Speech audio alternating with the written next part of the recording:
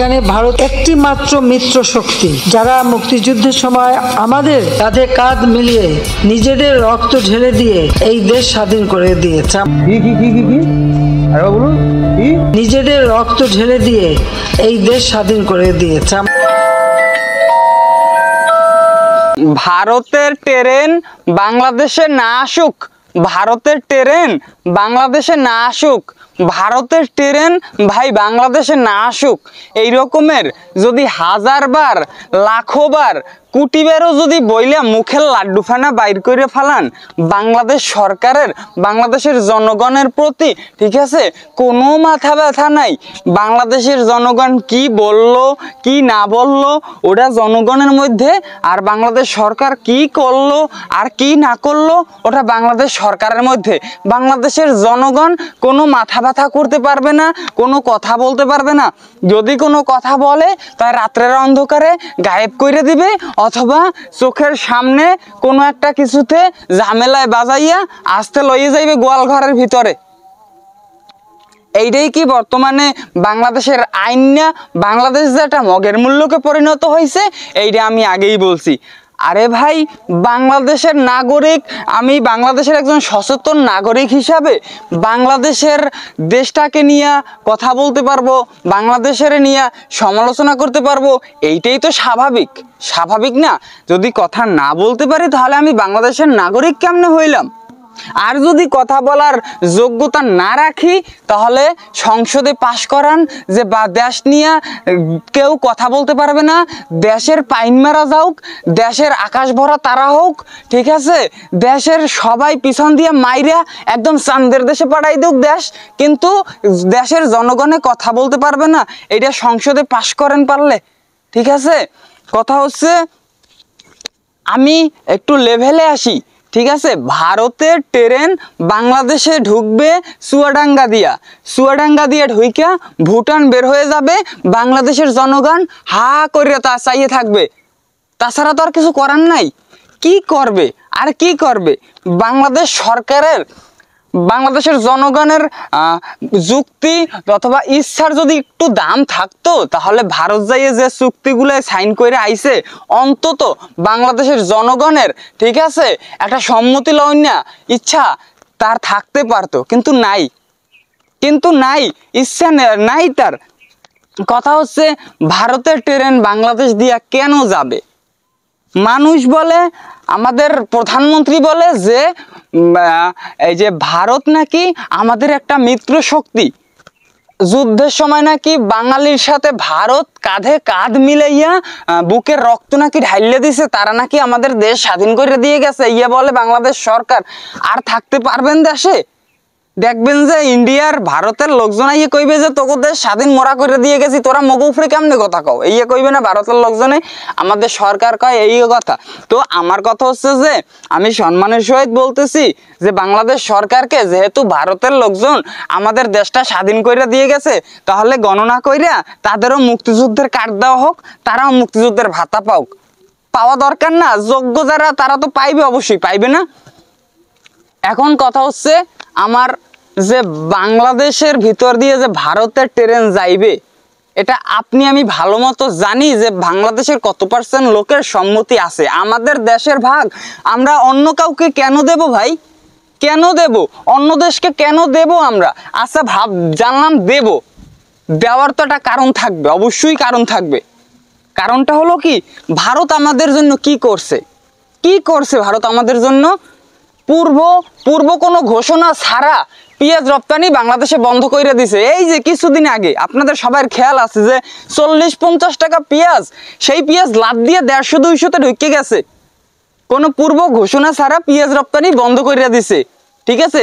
যেই সময় আমাদের বাংলাদেশে পানির প্রয়োজন নাই সেই সময় ভারত সরকার ফারাক্কা সাইডে দিয়ে বাংলাদেশ তলাইয়ে দেয়, কারণ তাদের অধিকত পানি বেশি হয়ে গেছে, সাইডে দেয়।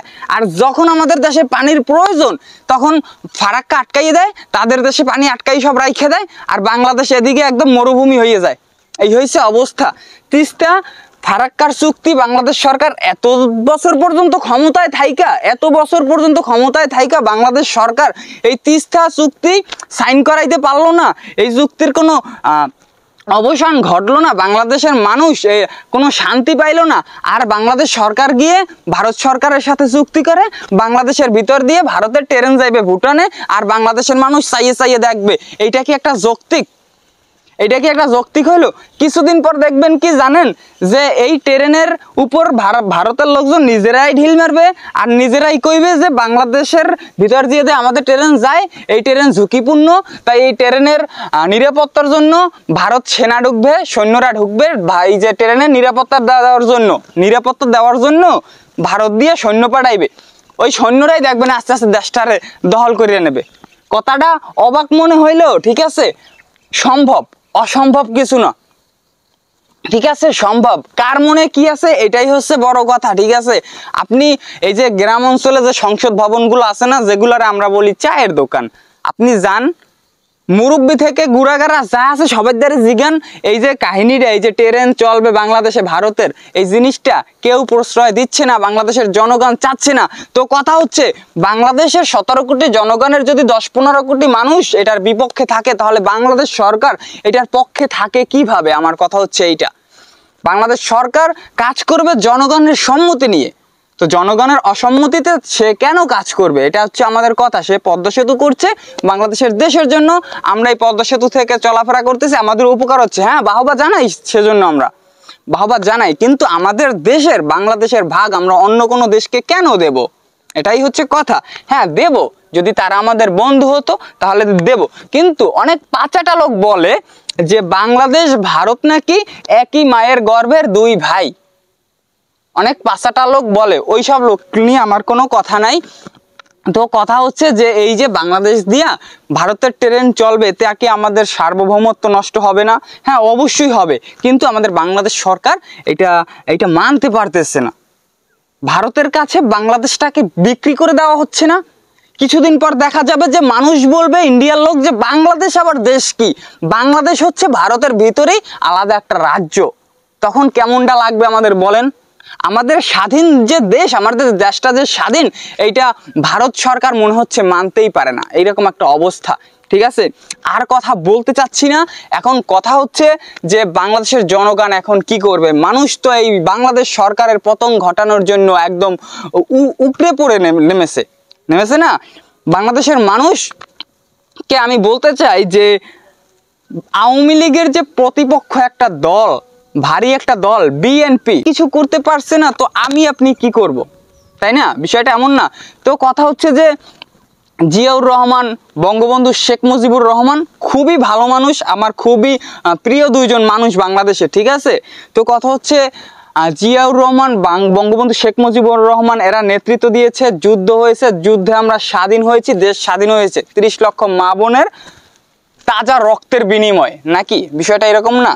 তো কথা হচ্ছে বঙ্গবন্ধু শেখ মুজিবুর রহমান যতদিন ছিল ততদিন আওয়ামী লীগ ভালো ছিল, আওয়ামী লীগ একজন সভ্য একটা দল ছিল, কিন্তু বঙ্গবন্ধু শেখ মুজিবুর রহমান ইন্তেকাল করেছেন না, যেন আওয়ামী লীগের দলটা ইন্তেকাল করেছেন, এরকম একটা অবস্থা। আওয়ামী লীগের দলটা ভালো ছিল, কিন্তু বঙ্গবন্ধু মারা যাওয়ার পর থেকে আর ভালো নেই। এই দলটা উগ্র হয়ে গেছে, এই দলটা চোর হয়ে গেছে, এই দলটা ছেঁচড়া হয়ে গেছে, এরা ভোট চুরি করে, এরা মানে কিচ্ছুতে না যায় না, এরা দল টিকানোর জন্য যে কোনো কিছু করতে পারে। আরে ভাই, এটা তো কারো বাপদাদার সম্পত্তি না। এখানে 5 বছর 10 বছর কেউ 2 বার থাকবে, কেউ 3 বার থাকবে, হ্যাঁ অবশ্যই থাকবে, কিন্তু আবার পদত্যাগ করতে হবে অবশ্যই, আবার অন্য কেউ এসে এটাকে দখল করবে এবং তারা দেশ চালাবে। এইটাই নিয়ম, এইটাই নিয়মে চলে প্রত্যেকটা দেশ, কিন্তু আমাদের বাংলাদেশ কেন চলবে না? এটা তো কারো বাপদাদার সম্পত্তি না ভাই, যে একদম এখানে পইরে একদম লড়াই পড়ে এখানে বসেই খাইতে হবে।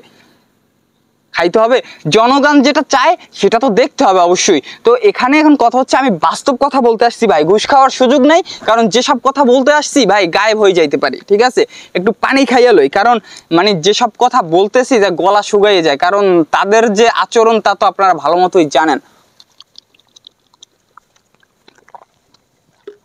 এই হচ্ছে অবস্থা বাংলাদেশের, ঠিক আছে। কি বলবো, নিউজটা যখন দেখছি ভাই, যে বাংলাদেশের ভিতর থেকে ভারতে ট্রেন ঢুকবে, চুক্তিপত্র সাইন করেছে বাংলাদেশ সরকার ভারতে গিয়ে, ভাই নিউজটা দেখা চোখ দিয়ে বুঝে জানি পানি চলে আসতেছে, যে ভারত আমাদের সাথে এইরকম ব্যবহার করতেছে, আর ভারত আজকে আমরা দেব বাংলাদেশ থেকে ট্রেন চলাচলের জন্য। কেন ভাই? আমি মানতে পারি না এগুলো ভাই, আসলে মানা যায় না, ঠিক আছে? বাংলাদেশের জনগণ মানতে পারে না। তো আপনারা একজোট হন এবং এই জিনিসটা প্রশ্রয় দিন না কেউ। এটার একটা ফয়সালা বাংলাদেশের জনগণের দরকার।